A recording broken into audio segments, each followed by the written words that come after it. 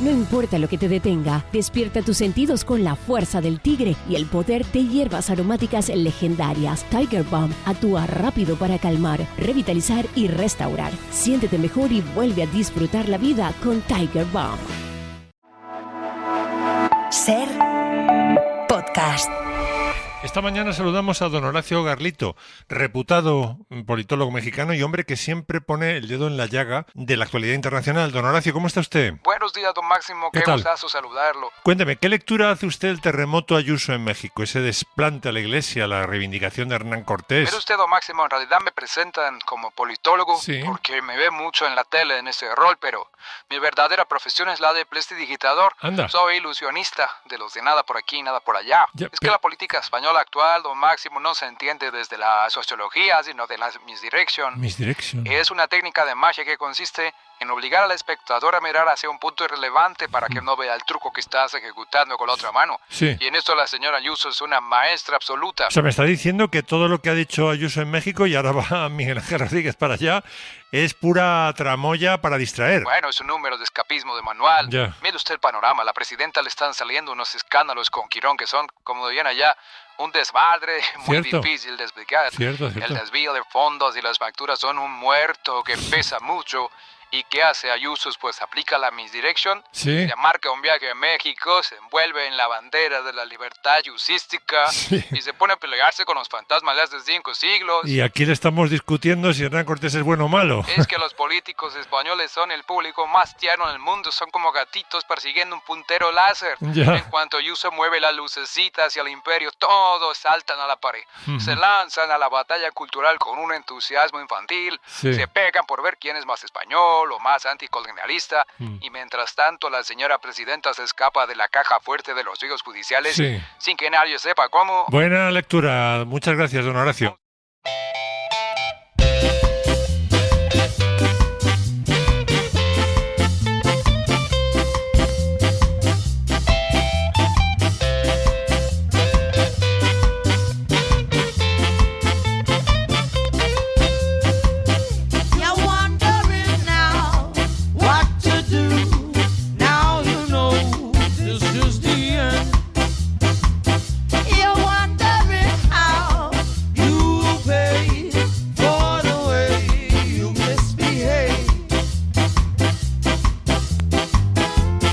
First time I swallow, now you're on your own. I won't return, forever you will wait. You're wondering now what to do. Now you know this is the end.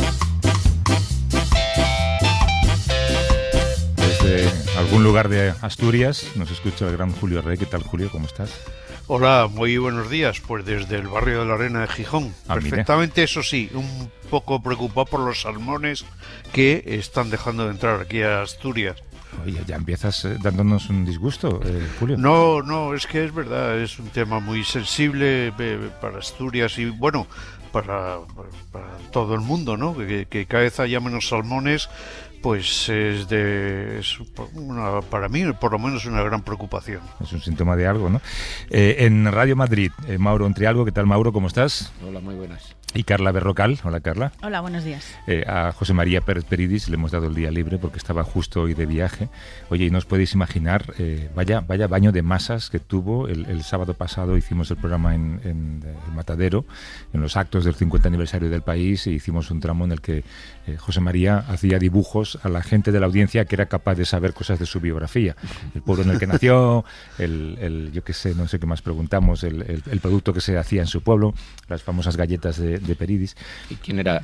¿A quién se lo hacía? ¿Al que lo gritaba primero? Al que lo gritaba primero, sí. Y era, la verdad es que fue muy gracioso, pero a mí me encantó ver cómo la gente tiene a Peridis como un personaje que en realidad no existe, y de repente descubrir que es un señor tan afable, tan amable, tan dispuesto a dibujar a cualquiera. De hecho, había cientos de personas y en un momento me preguntó: ¿quieres que me quede a hacer una caricatura cada uno. Pues, hombre, José María, no es necesario. Hay que decir que disfruta haciendo las caricaturas, disfruta dibujando, José María. Sí, que disfruta, sí. ¿Qué pasa, Julio, que ya tienes este plan hecho? ¿Los fines de semana en Gijón y entre semana en el campo? Sí, bueno, no... Te han pillado. No, es una cuestión tecnológica, es decir, en donde vivo en Llanes, pues tengo mala señal de wifi, como en muchísimos... No, es verdad, es un problema enorme. Hablamos de la España vaciada y realmente uno de los motivos es la tecnología. Muchos pueblos que están desconectados y realmente a estas alturas es un auténtico problema, sobre todo para la gente joven que no puede ni teletrabajar. Pero Julio, mi caso es que no tengo y entonces vaya disculpa para irte los fines a Gijón. Sí, eso es una excusa. Te iba a decir, véndelo mejor, porque yo te puedo decir que si le pagas a Elon Musk, creo que son 30 euros al mes, te colocas un plato de Starlink y tienes wifi a alta velocidad. Entonces véndelo mejor y di que no quieres darle 30 euros a Elon Musk. Correcto, es que hay un problema ideológico que a mi esposa y a mí nos supera, y entonces es verdad que he encontrado otra solución un poco precaria, no me fío y entonces vengo a Gijón, que siempre... hay que buscar oportunidades para venir a Gijón. La solución precaria es subirte a uno de esos eucaliptos o árboles con una antena, ¿no? Y desde allí gritarnos, se me oye. Sí, casi. La verdad es que no, vuelvo a repetir, la verdad es que no... es un problema que a pesar de que venden de que toda España está conectada, no es verdad. No, o sea, eso no es cierto. Vamos. Oye, que estamos de enhorabuena porque 2 series españolas de animación están entre las 48 seleccionadas en el Festival Internacional de Cine de Animación de Annecy, que es el más importante del sector de la animación. Una de ellas es, a ver cómo se llama, un western que adapta el cómic homónimo de una dibujante española, se llama La Tierra Yerma. ¿De qué me suena este cómic, Carla? No lo sé. Pues ahí estoy.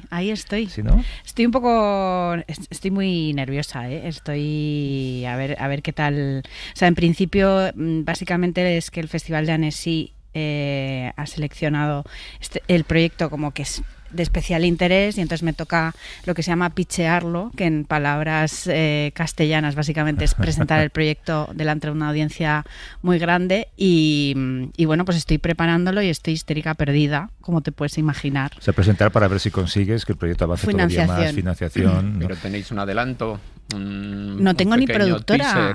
Bueno, llevo yo un teaser que me lo está haciendo mi amiga Soraya, que está en Bruselas, y lo estamos haciendo un poco a pachas, pero vamos, que voy sola, o sea, ni siquiera tengo productora. No es por ponerte nerviosa, pero sabes la teoría del pitch del ascensor, ¿no? Que tiene que ser algo que tú puedas vender a alguien en el transcurso del tiempo que pasas con él en un ascensor cuando subes a un 8º piso. Es toda una ciencia, ¿eh? Porque, sí. Vamos, he tenido algunas asesorías y tal, porque como estoy haciendo la residencia de la Academia de Cine, me facilitan todo esto. Y la verdad es que al principio yo iba a hacer como una cosa como muy conservadora, ¿no? De quién soy, no sé qué tal, y de repente estoy recibiendo como muchos inputs de no, tiene que ser un relato. O sea, en realidad es como si me subieras un escenario a hacer un monólogo. Sí, total. ¿Y no tienes una sensación un poco que a veces los dibujantes tenemos que ser como vendedores de nosotros mismos en esta época, cosa que se nos da bastante mal, ¿no? Sí, la verdad es que también el hecho de ir sin productora o sea, yo en realidad voy como una huerfanita. No tienes a alguien que haga de eso. Sí.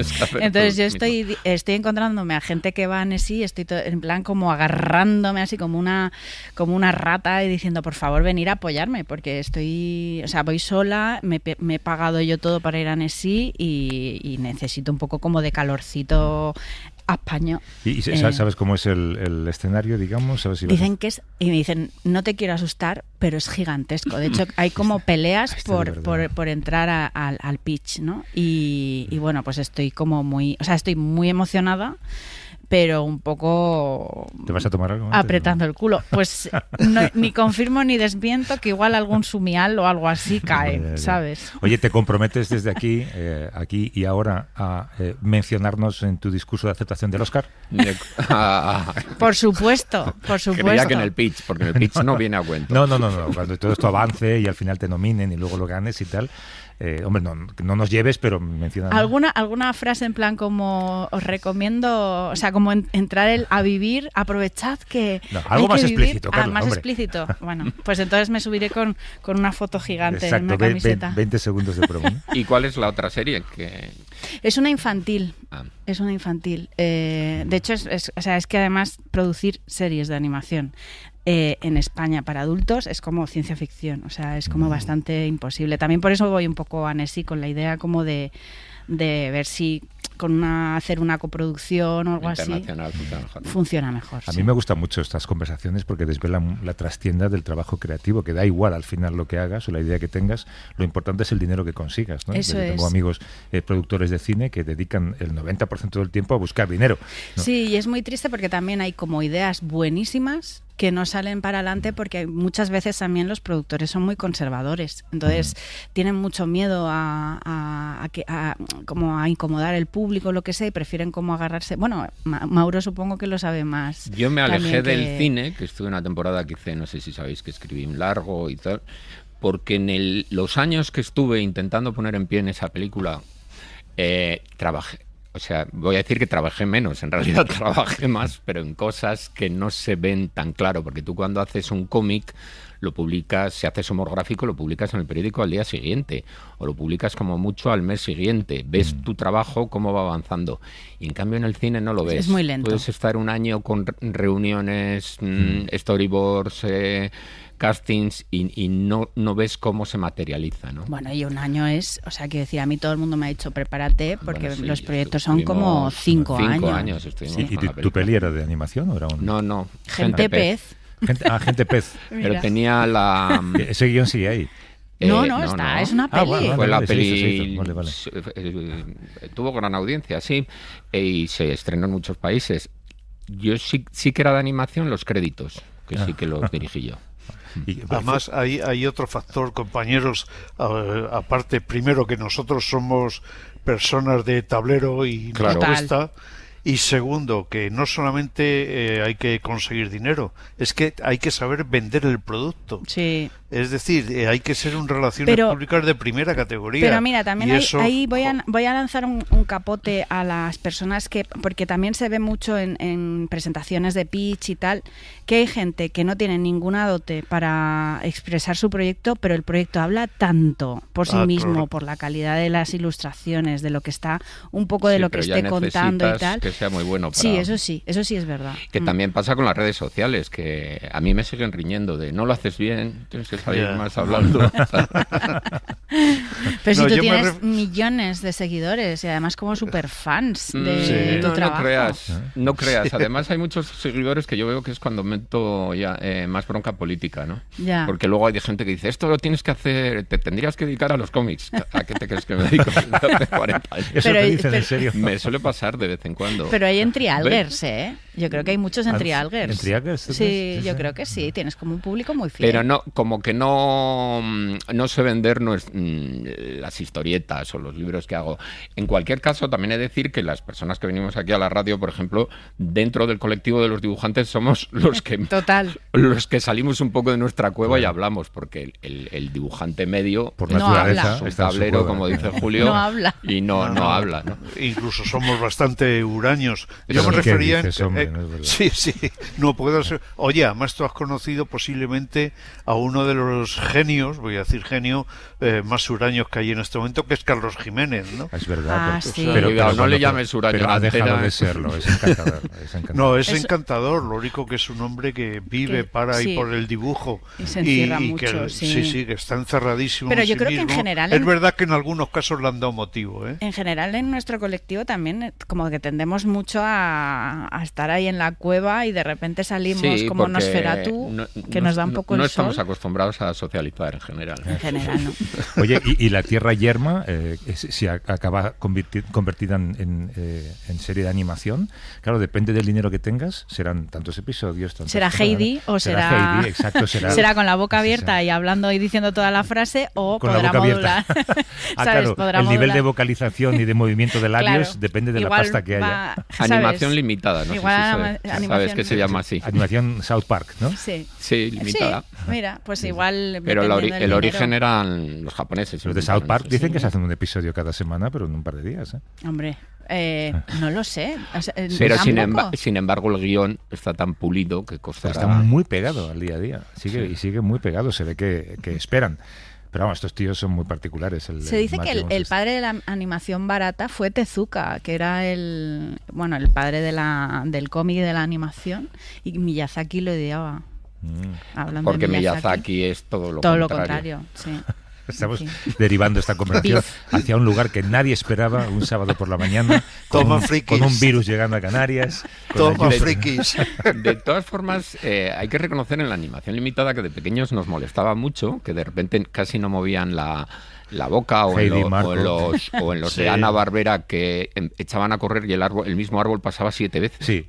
Sin ningún remordimiento. Sí. Pero luego te dabas cuenta que si el guión era bueno, te enganchabas y te da igual. Había un momento cuando lo veías te echaba para atrás, pero cuando... De hecho, el otro día, hablando de redes, alguien puso un clip como referencia o como meme para algo que había pasado en política, y era un clip del Coyote y Correcaminos. Hacía mucho tiempo que no lo veía. Era magnífico. Me lo puse varias veces y pensé esto, digo, joder, qué rudimentario me parece ahora, pero qué divertido, ¿no? Y yo no me daba cuenta de que era rudimentario.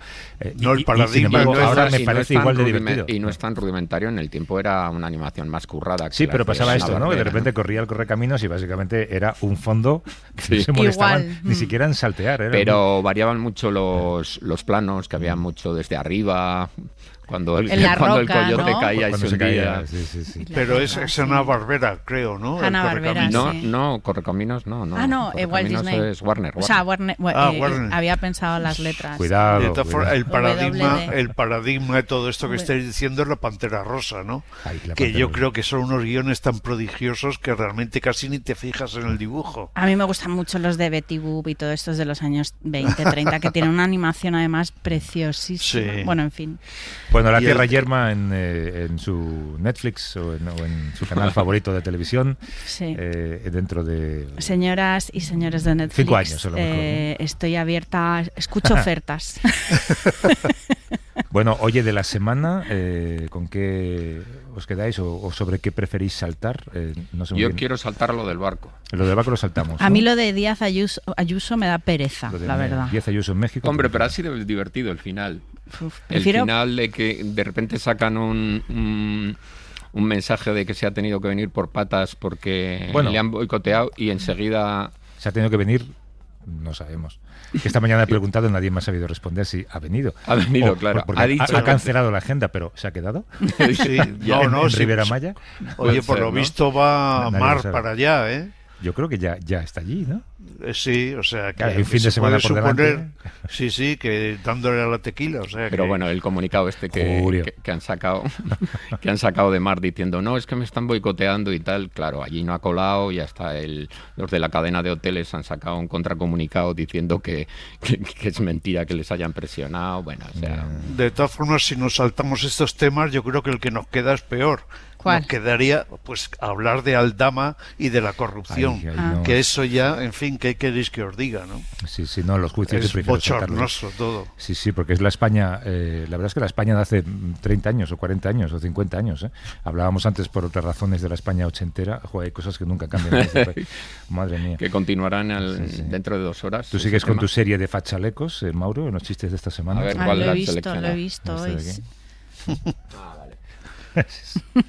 Como está bien. Sácame más los fachalecos, que me gustan mucho. Los recuperas poco. Tengo un proyecto de fachalecos. ¿Ah, sí? No, tengo un proyecto de al reunir los chistes que llevo ya en el Salto, que he hecho 300 o así, la forma de seleccionarlos en vez de política exterior, política interior y tal, una sección es fachalecos. Ah, sí. O sea que lo has pillado bien. Oye, Mauro, ¿y en verano también dibujas fachalecos? Sí, es que ellos lo siguen llevando. No sé ¿En verano? En verano, lo que pasa es que en invierno llevan el fachaleco encima, dentro de la chaqueta, pero en verano yo he visto hasta en la playa, he visto gente... Hombre, playas cercanas a donde tú vives. Sería el chaleco salvavidas. No llevan el fachaleco abierto y ¿Te debajo una imaginas? camiseta. Sería muy guay que se les inflara de repente en medio de un discurso. Es que igual están basados un poco el diseño, ¿no? Ahora que hablamos de la Pantera Rosa, tiene una anillita de la que tiras. Claro, tiras y ya de... Sí.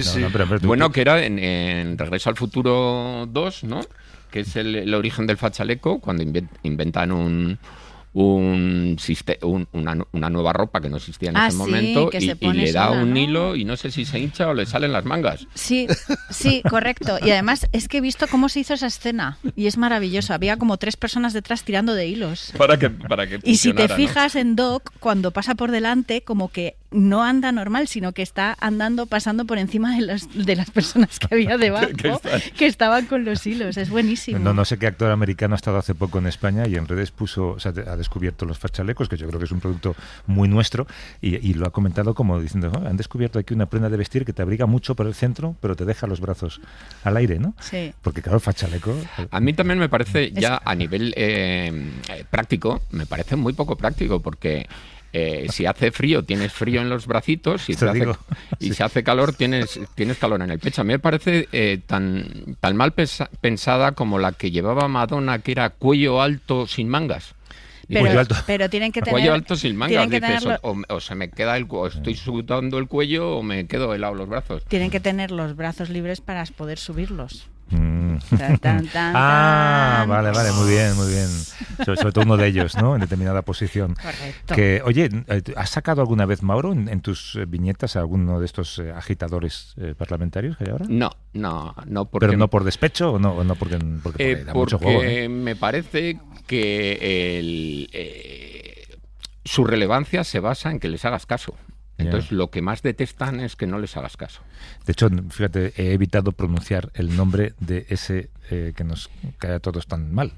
Sí, has hecho bien. Claro, has hecho bien. Cada uno a lo mejor está pensando en uno distinto y todos nos caen mal. En el ensayo que hice, en Malismo, que mucha gente me decía, ¿te has olvidado de todos estos personajes? No me he olvidado, no los saqué a propósito, porque estoy seguro que muchos se buscaron en el libro para ver, habla de nuestra táctica de hacer el mal para obtener relevancia. Seguro que salimos nosotros. Pues no salís porque no os quiero dar relevancia, ¿no? ¿Sabes que quien mejor los ha definido es Irene Montero, que ha dicho esta semana, no recuerdo en qué contexto, estos personajes existen porque siempre hay a su lado un policía que no les detiene y luego un juez que los absuelve.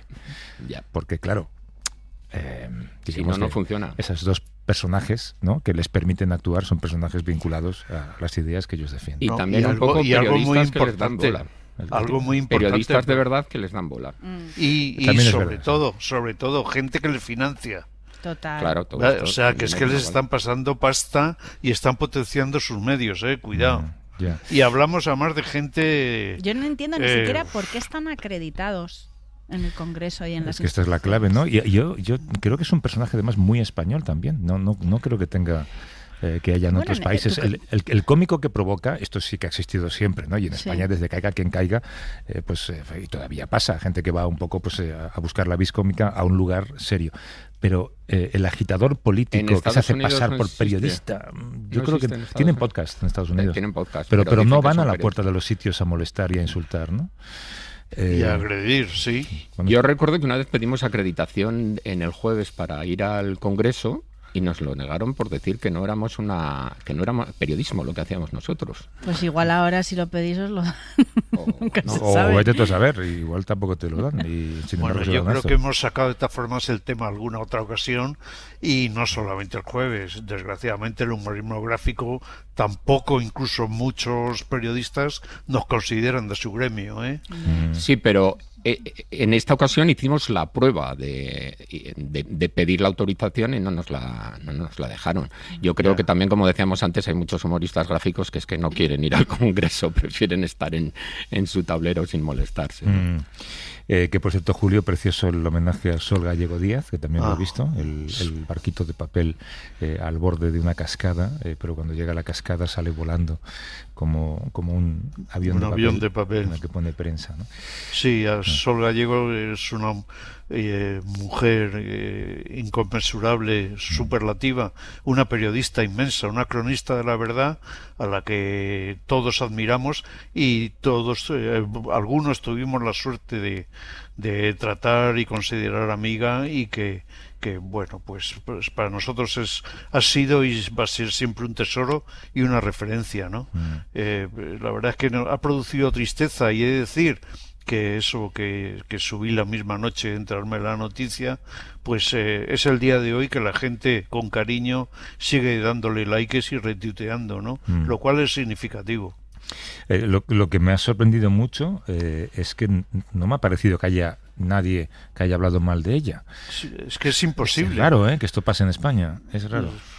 Sí, pero bueno, yo creo que Sol concitaba lo que yo acabo de decir, incluso dentro de la profesión, que en estos momentos está también tan agitada, se reconoce sus méritos, y luego además es que fue una pionera en tantísimas cosas, fue una mujer empoderadísima que marcó muchísimos caminos, ¿no?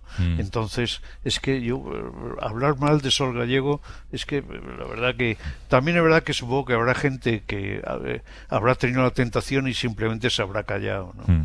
Me encantó una fotografía que subió Max Pradera a redes sociales, en donde se veía un consejo editorial del País en los inicios, y estaban allí, bueno, pues gente tan respetada y respetable como Javier Pradera, no recuerdo, estaba ya Cebriano, era Severio, no lo recuerdo bien, pero eran básicamente 20 hombres y una mujer.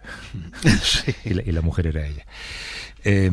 Oye, hace un par de semanas vimos un titular en un periódico que nos llamó muchísimo la atención, y luego ha habido varias crónicas que han intentado indagar en ese titular. El titular decía que, según los libreros, la mitad de los títulos y de los libros que hay disponibles en las tiendas de libros no vende ni un solo ejemplar al año.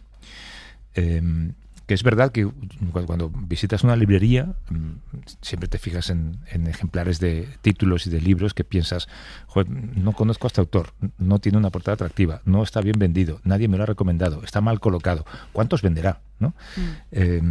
Pero luego fueron saliendo distintos artículos. Exacto. En los que iban precisando estos datos, ¿no? Sí. Y que yo ya me perdí en el cuarto, así. Sí, por eso queríamos un poco indagar a ver cómo está ese negocio literario y ver qué hay de cierto en esa afirmación y el futuro que puede tener la industria editorial. Álvaro Manso es vicepresidente y portavoz de la Confederación Española de Gremios y Asociaciones de Librerías, la CEGAL, además de ser el dueño de la librería Luz y Vida en Burgos. Y desde allí nos saluda, desde Radio Castilla. ¿Cómo estás, Álvaro? Buenos días.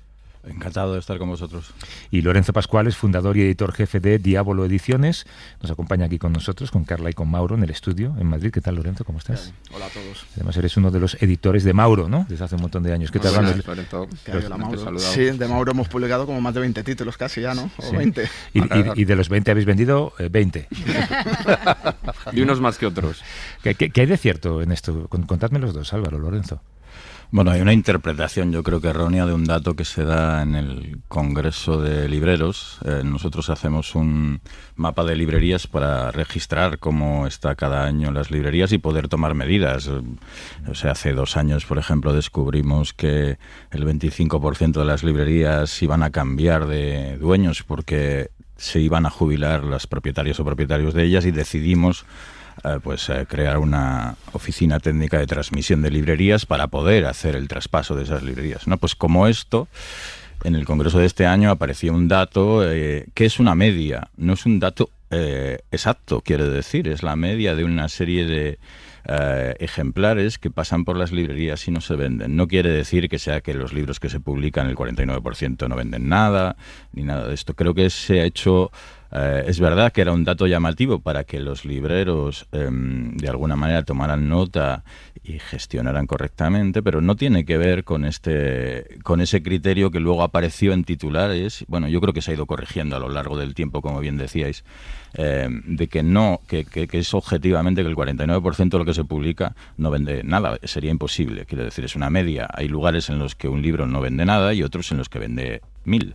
No tiene que ver una cosa con la otra. Simplemente era una manera de acertar sobre nuestra manera de utilizar el fondo. Las librerías independientes de las que va el estudio, lo que tratan es de tener muchísimos fondos disponibles. La bibliodiversidad es nuestro objetivo, de alguna manera, contra otro tipo de mercados que pueden ser las grandes cadenas, etcétera. Nosotros queremos dar el máximo de oferta a nuestros clientes. Esto lleva pues a que hay que ajustar de alguna manera el fondo que uno tiene, pero de ahí a esta polémica que se ha creado, creo que tal vez no fuimos capaces de explicarlo en el Congreso suficientemente y esto ha generado una serie de reacciones que no responden a la realidad. No es verdad que el 49% de lo que se publica venda cero. No es verdad. Sí que es cierto que el mercado español está muy saturado, sigue saturado después de muchos años, teniendo en cuenta que las ventas son menores, que también el número de librerías o el espacio dedicado a la venta de libros va disminuyendo, y ese dato sí que es falso porque no compraría entonces los libros ni la familia ni los amigos, cosa que no puede ser, pero sí que es verdad que hay otro dato que dice que del 80% de todos los libros que se publican, vender más de 500 ejemplares no los venden, que es también pues bastante sangrante. O sea, hay un 20% de libros que venden más, un 80% que venden ejemplares. Menos. 500 es un poco el corte de lo que puede ser rentable para un editor. Para un editor mediano, pequeño, sí, sería un poco el corte para cubrir por lo menos todos los costes. Hubo hace años una afirmación que provocó mucha polémica en otro ámbito. Alguien dijo algo así como que en España hay muchas universidades y muy malas. ¿Esto se podría aplicar a los libros? ¿En España se publican muchos libros y muy malos? Sí. A ver, date cuenta que ahora también con el tema de la autoedición la cosa se ha disparado, todo el mundo publica su libro con mucha facilidad y todo esto contribuye a saturar más al posible lector, porque ya no las librerías, que muchas veces no tienen los libros de autoedición, pero entras en una plataforma, en Amazon, en cualquiera, y te pueden salir cientos y cientos de libros que además no disciernes si es un libro bien publicado, bien editado, corregido, bien traducido. Con editor, sin editor, ¿no? Exactamente. Y sí. Yo siempre digo que esto es como Operación Triunfo, que todo el mundo pensó que podía cantar, pues ahora todo el mundo piensa que puede escribir un libro o dibujar un cómic y se publica muy alegremente, pero de lo que se publica, por desgracia, la mayoría no merece la pena. Eso lo puede decir cualquiera. Claro, pero ahí estamos haciendo una distinción fundamental, que es libros autopublicados que no están en librerías frente a libros que hay en librerías y que no venden nada, ¿no? Los autopublicados en general pues venden ejemplares a sus familiares y a sus amigos, igual venden 20, 30 ejemplares. También hay autopublicados que venden una barbaridad, ¿eh? Sí, lo digo porque he ido alguna vez a firmar, todos hemos ido a firmar a algún lado y se te pone al lado una autora de fantasía que dices, ¿quién es esta? Y de repente su cola es 10 veces más grande que la tuya y está vendiendo un libro autopublicado. ¿Esto ocurre a menudo? Sí, ocurre porque, claro, son gente a lo mejor que se han hecho famosos en Instagram, son tiktokers vale. Y, claro, pues tienen miles de seguidores y venden más que un autor con larga trayectoria. También el problema es que los grandes emporios editoriales publican una cantidad de novedades al año que son inasumibles para muchos de los libreros también, ¿no?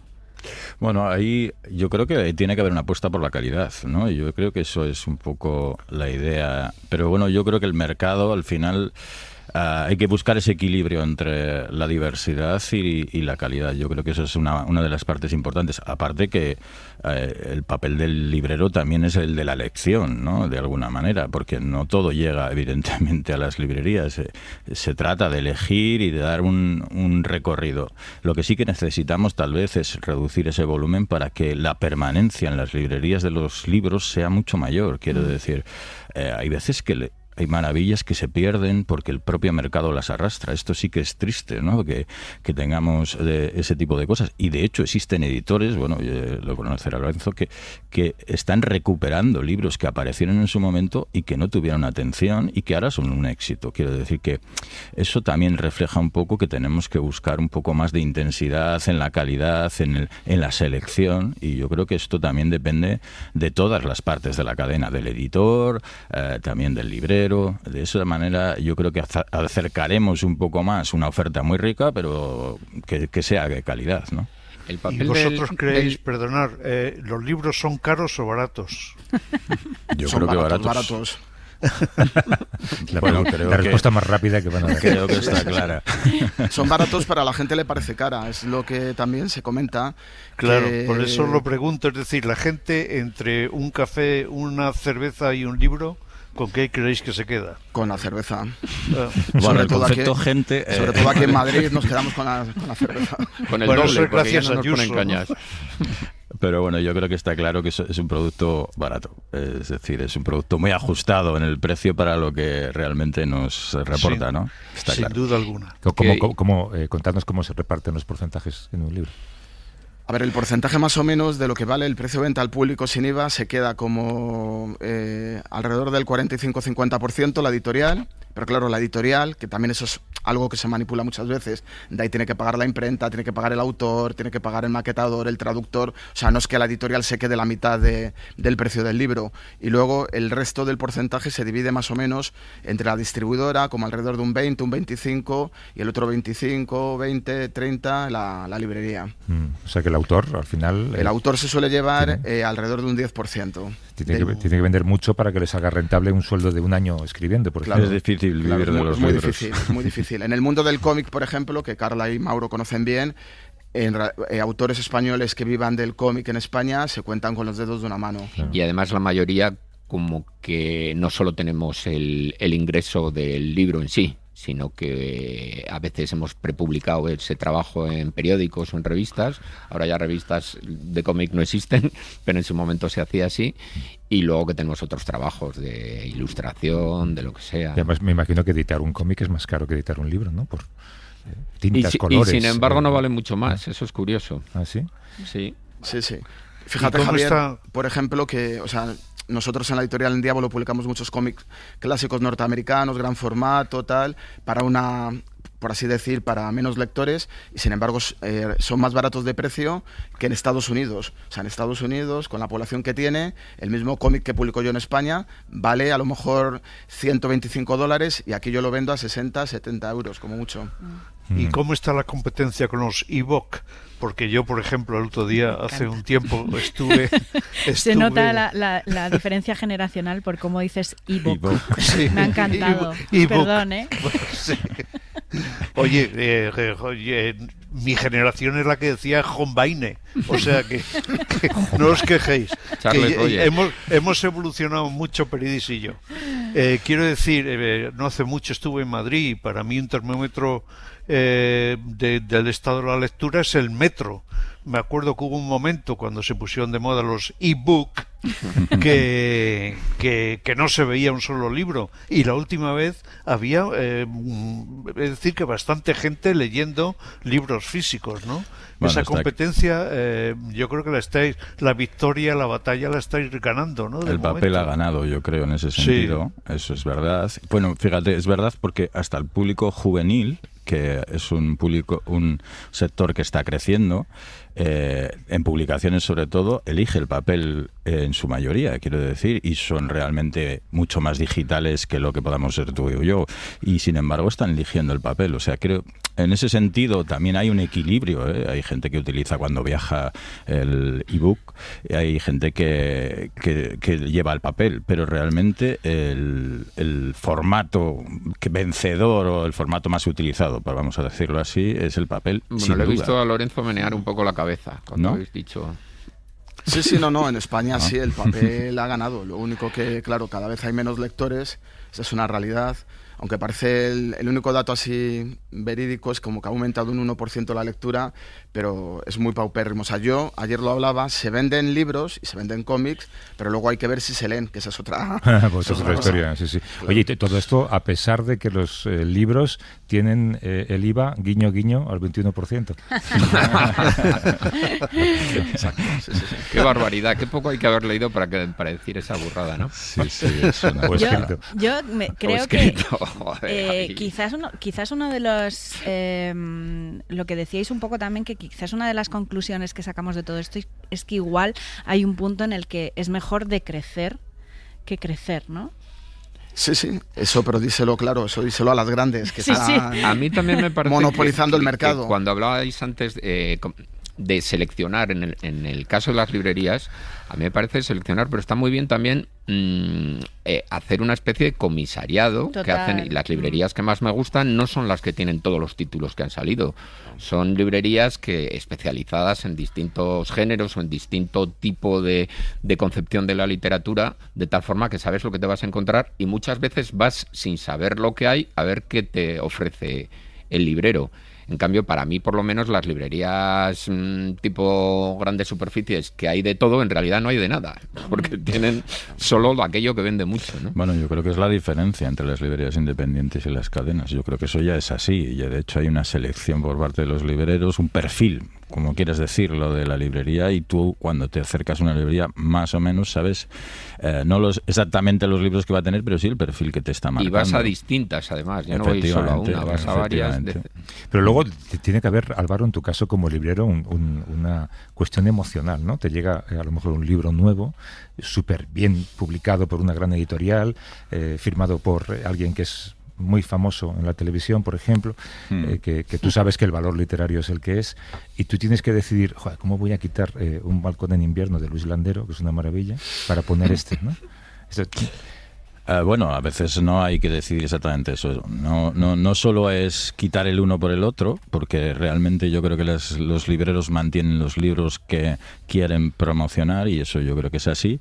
Es verdad que el mercado trata de invadir, de inundar de alguna manera para que despejar los otros libros. Eso sí que existe una estrategia, yo creo, sobre todo de grandes, pero bueno, yo creo que sí que está ahí el papel del librero en la decisión. Es verdad que todos tratamos de tener los libros que nuestros clientes potenciales nos puedan pedir. Es decir, no renunciamos a esos libros de alguien conocido y famoso, ni otra cosa es cuál es nuestra apuesta. Y de hecho, nosotros nos distinguimos porque cada día somos más recomendadores. Es decir, cada día nuestros clientes nos piden opinión, nos piden selección, y eso lo vemos en la librería cada vez más. Entonces, por lo tanto, nuestros clientes aplauden ese camino que hemos tomado de selección. Yo creo que en eso se va transformando. Es decir, no todo el abanico se puede tener, es evidente, y de eso hay que seleccionar y convertirte en esa librería que uno que quiere tener, ¿no? Yo creo que ese es el camino. Y aparte que yo creo que aquel que va a comprar un libro a una librería, lo que va buscando también es un refugio cultural e intelectual, ¿no? Una trinchera, en definitiva. Y entonces, evidentemente, yo creo que ese tipo de lector no va buscando los bestsellers consumistas estos que hay, ¿no? Oye, igual que hay, por ejemplo, en los bares, hay estas estrategias de los marcas de cerveza, ¿no? Oye, si tienes esta cerveza en tu bar, te regalamos las sombrillas y las mesas de plástico y las sillas y tal. ¿Os hacen algo parecido a vosotros? Si ponéis estos libros aquí, os regalamos la estantería. Eso se hace desde hace ya tiempo, sobre todo la gran superficie cobra por los espacios, los escaparates de... Pues eso, no vamos a nombrar, pues tienes que pagarlo. La estantería con el libro en un lugar privilegiado te lo cobran. Eso lo hace la gran superficie. Las librerías pequeñas no. Y claro, pues es muy difícil al final que los dos grandes grupos editoriales no saturen el mercado cuando están pagando dinero para que sus libros se vean, estén en los mejores sitios. Claro, muy difícil competir con eso. Álvaro. Pero no solo ser estrategia en las librerías pequeñas. Es verdad que también hay incentivos, como en todas, y se ofrecen cosas de este tipo, pero las librerías pequeñas no venden sus espacios a los editores. Esto es una realidad. Y yo creo que es bueno, quiero decir, en este sentido. No es malo, porque al final eso te lleva a estar condicionado, ¿no? de alguna manera a la elección. Yo creo que en ese sentido no, aunque tú puedes hacerlo al revés. Tú puedes determinar qué libros quieres y proponer al editor que te apoye en esa elección. Existe ese otro camino. Yo creo que ese es otro camino que nosotros tenemos que explotar si fuera, creo que es el camino correcto, no al revés, ¿no? Si no es el marketing el que impone. De hecho, las grandes cadenas venden un 80-20, quiere decir, venden el 20% de los libros que supongan el 80% de la facturación, y del resto resto casi están en sus estanterías más bien como atrezo y menos que como fondo, ¿no? Yo creo que eso es un poco la realidad en la que estamos. De hecho, mira, en ese mapa que hacíamos referencia de esa cantidad de libros que era el 49% que no se vendían, etcétera, etcétera, ahí aparecía un dato importante, que era que las librerías independientes, para una facturación parecida a la que tienen las grandes cadenas, mueven el doble de títulos. Es decir, están apostando por el doble de títulos, de alguna manera. Yo creo que ese es nuestro camino, nuestra manera de ser. La plataforma que tenemos de Entre Todos, que es una plataforma colectiva, que es todostuslibros.com, es la plataforma con mayor disponibilidad de libros en castellano que existe, ¿no? ¿Por qué? Porque es la suma de todos los fondos de todos los libreros. Yo creo que este es nuestro camino, ¿no? Eso explica un poco lo que es esto, porque básicamente es comprar un libro y recogerlo en tu librería más cercana como manera de combatir a Amazon, supongo, ¿no? Sí, bueno, no surgió solo como manera de combatir a Amazon, sino como manera de ocupar el espacio de digital que nosotros no accedíamos de manera individual. Entonces, de manera colectiva sí que accedemos. De hecho, se está convirtiendo en una columna vertebral de las librerías independientes, y no solo de las librerías. Ya hay autores, ya hay editores, ya hay ilustradores dentro de esta plataforma. Tiene, ¿no?, muchos usos. La forma que yo uso todos tus libros más es un libro que estoy buscando, lo miro y veo en qué, porque te sale un mapa, en qué librería está más cerca de mi casa o en una que me apetece ir. Entonces voy a ver ese libro y de paso me veo esa librería. A veces conozco nuevas, por cierto. El problema principal es que, claro, librerías cada vez hay menos. También abren muchas. Abren un montón. Claro, abren, pero cierran librerías de referencia que son muy grandes, y las que abren son muy pequeñitas. Muchas veces entre editores gastamos la broma que hay menos libros en algunas librerías que en el salón de nuestra casa. Y es verdad. O sea, es una labor encomiable la que hacen las librerías independientes, pero el problema es que no vienen a sustituir a las grandes librerías o las papelerías. Aquí me daba el otro día la distribuidora de Madrid el dato. En Madrid, en España era muy tradicional que las papelerías tuvieran muchos libros. Es verdad. Pues, como que en pocos años, de 500 y pico librerías que quedaban todavía, ahora quedan, creo que no son ni 100 librerías que tengan, ni 100 papelerías que tengan libros. Y eso, sí, va la especialización. Si sumamos los kioscos... Lorenzo ha exagerado un poco aquí, claro, en el cierre y apertura. No, yo creo que no hay una estabilidad bastante grande. Es verdad que algunas se han perdido, pero hay otras que se han transformado. Yo no, en este sentido no lo comparto. Creo que evidentemente hay librerías en ese proceso que os decía que están terminando su vida de alguna manera los propietarios, y que yo creo que van a ser traspasadas, por lo tanto no se van a perder. Algunas se han perdido, pero no me parece que se esté perdiendo en ese sentido, o por lo menos eso no se refleja.